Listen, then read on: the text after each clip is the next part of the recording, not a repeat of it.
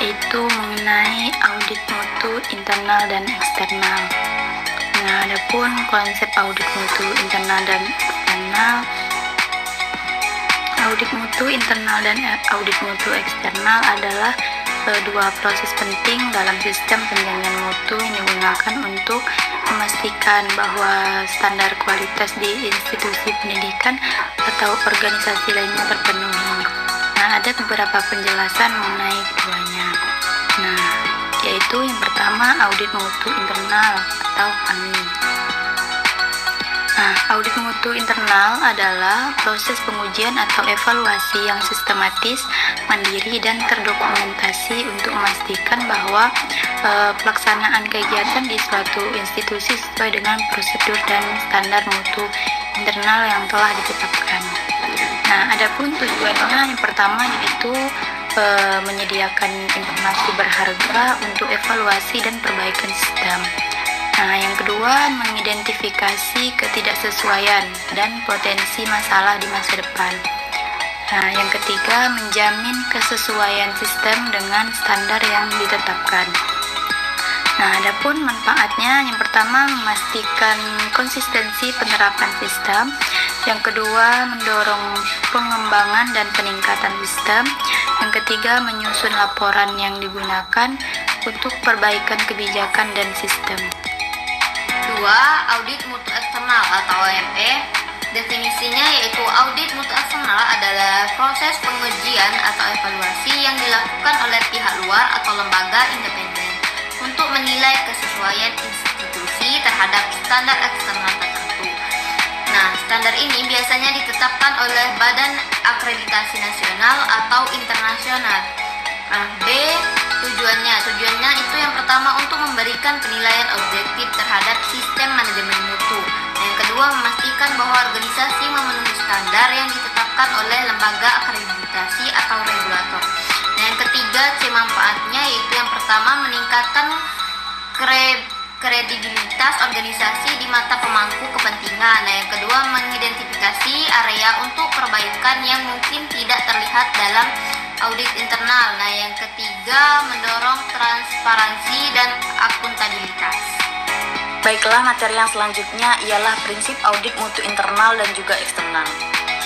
Jadi, prinsip audit mutu internal dan juga eksternal memiliki beberapa kesamaan, tetapi juga terdapat perbedaan yang mencerminkan tujuan dan konteks masing-masing. Adapun prinsip-prinsip yang umumnya terdapat pada audit mutu internal dan juga audit mutu eksternal, yaitu yang pertama yaitu audit mutu internal. Jadi prinsip yang pertama yang terdapat dalam audit mutu internal yaitu independensi. Yang dimaksud dengan independensi yaitu auditor harus bersikap objektif, tidak terpengaruh oleh pihak yang diaudit. Lalu prinsip yang kedua yaitu keterbukaan. Proses audit harus bersifat transparansi. Lalu prinsip yang ketiga ialah kepatuhan terhadap standar. Jadi proses audit harus dilakukan berdasarkan standar dan juga prosedur yang telah ditetapkan. Lalu prinsip yang keempat ialah pendekatan berbasis resiko. Proses audit juga harus mempertimbangkan risiko yang ada dalam sistem manajemen mutu. Lalu prinsip yang selanjutnya ialah perbaikan berkelanjutan. Maksud dari perbaikan berkelanjutan ialah hasil audit itu harus digunakan sebagai dasar untuk perbaikan berkelanjutan dalam sistem manajemen mutu. Dan selanjutnya prinsip yang terakhir ialah keterlibatan tim. Jadi dalam proses audit harus melibatkan berbagai pihak untuk mendapatkan perspektif yang lebih luas dan juga meningkatkan akurasi hasil. Baiklah, untuk yang selanjutnya ada prinsip audit mutu eksternal. Yang pertama ada objektivitas, yaitu auditor eksternal harus bersikap netral dan tidak memiliki konflik kepentingan dengan organisasi yang diaudit.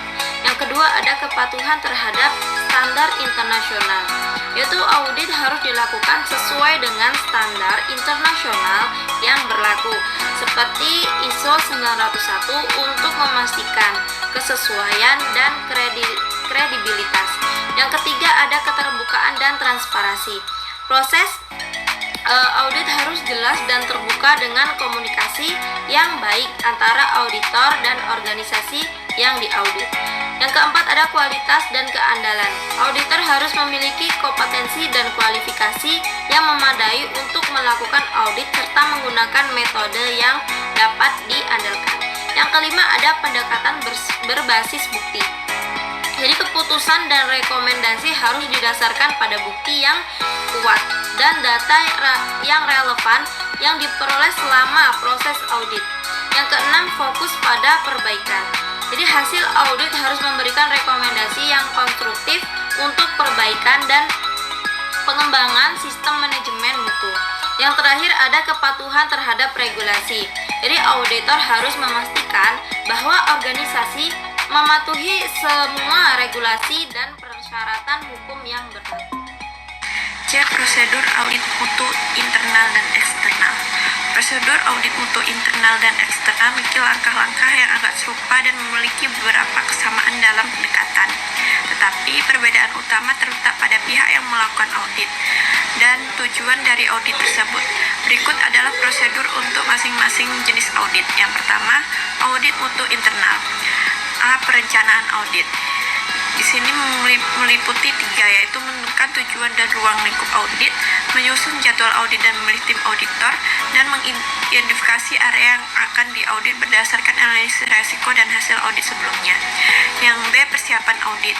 Mengumpulkan dokumen dan informasi yang relevan seperti kebijakan mutu, prosedur, dan catatan, dan menginformasikan pihak yang akan diaudit tentang rencana audit dan persyaratan yang diperlakukan.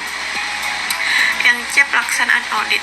Melakukan wawancara dengan staf, observasi proses, dan memeriksa dokumen untuk mengumpulkan bukti, dan menggunakan checklist atau panduan audit untuk memastikan semua aspek yang relevan diperiksa.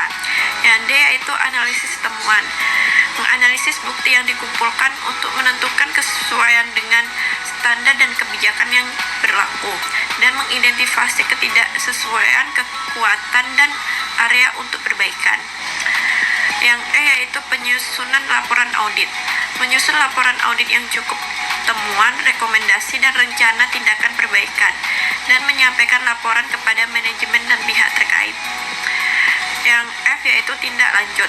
Memantau pelaksanaan rencana tindakan perbaikan yang disepakati, dan melakukan audit lanjutan jika diperlukan untuk memastikan audit tersebut berjalan dengan lancar. Baik, di sini saya akan melanjutkan poin terakhir, yaitu audit mutu eksternal. Di sini terdapat 6 poin, yang dimana poin pertama itu perencanaan audit, yaitu menentukan tujuan audit, ruang lingkup, dan kriteria yang akan digunakan. Kemudian menyusun jadwal audit dan memilih tim auditor eksternal yang kompeten. Poin kedua yaitu persiapan audit, yaitu mengumpulkan informasi awal tentang organisasi yang akan diaudit, termasuk kebijakan, prosedur, dan catatan yang relevan.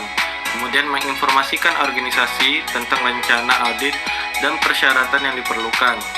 Poin ketiga yaitu pelaksanaan audit, yaitu melaksanakan wawancara dengan staf, observasi proses, dan memeriksa dokumen untuk mengumpulkan bukti, kemudian menggunakan metode yang sesuai untuk memastikan bahwa audit dilakukan secara objektif dan sistematis.